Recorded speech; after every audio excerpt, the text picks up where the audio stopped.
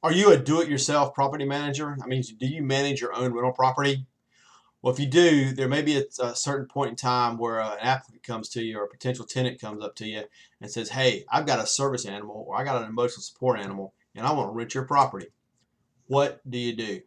What kind of questions can you ask them? What kind of questions do you need to stay away from? Can you charge a fee? What kind of fee can you charge?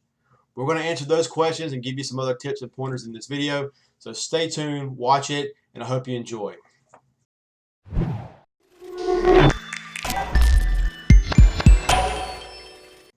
Welcome back to my channel. My name is Michael White. I'm a realtor of the Acorn Property Group, powered by Keller Williams, and I'm based out of the Charlotte, North Carolina area.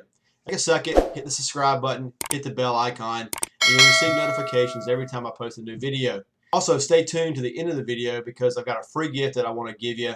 And I'm not going to give it to you though until you watch the entire video. So in this video, we're going to talk about the difference between service animals, companion animals, or support animals, emotional support animals, and pets. And what you can do as a landlord, what you can say, what you can ask, and what you can charge, and maybe a little bit about penalties involved in if you don't do it the right way.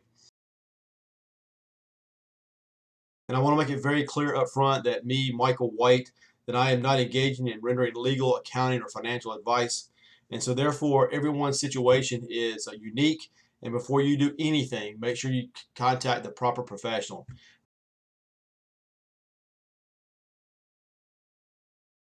Now, a service animal is any animal that is individually trained to work or perform a task for the benefit of an individual with a disability. Now, service animals fall underneath the American Disability Act, or that's the ADA. And under that act, there are only two types of service animals, really. They're dogs and they're miniature horses. So these animals are defined as any animal that provides emotional support, well-being, or companionship. These animals are not specifically trained to perform tasks for their owners. Companion animals are not limited to just dogs. It can be any type of animal that the person deems necessary, right? So that could be a chicken, it could be a ferret, it could be a duck, it could be a horse, a cow, whatever. If the person deems it as necessary for emotional support or well-being, that's a companion animal.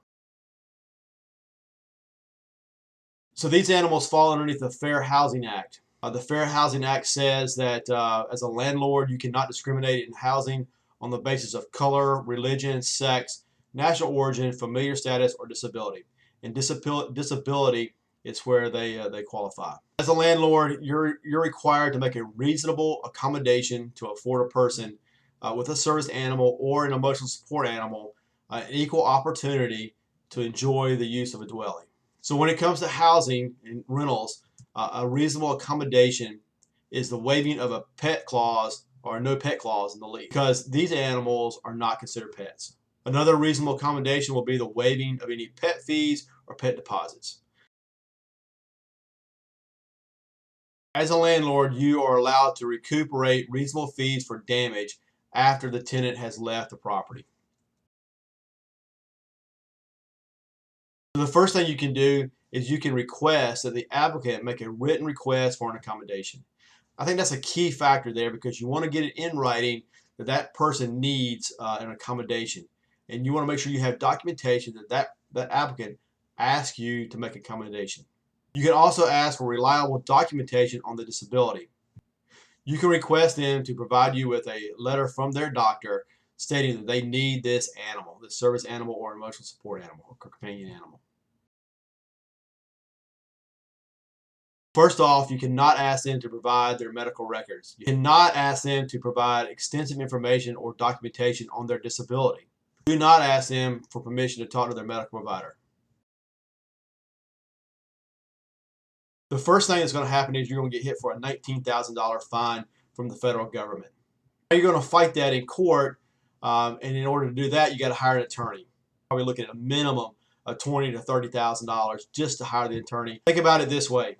It's a heck of a lot cheaper to fix any kind of damage that the service animal or the animal may do to your property than it is to get sued for discrimination. As promised, I've got a free gift for you. So the description down here below the video, find a link and it's going to say free home selling guide. So click on that link, and I want to send you a copy of my free home selling guide. Like this video, hit the thumbs up button. Appreciate if you leave a comment below, because I really like watching these comments. And then consider subscribing to my channel. I post a new video every week, and you don't want to miss anything. So thanks again for watching the video, and we'll talk to you next week.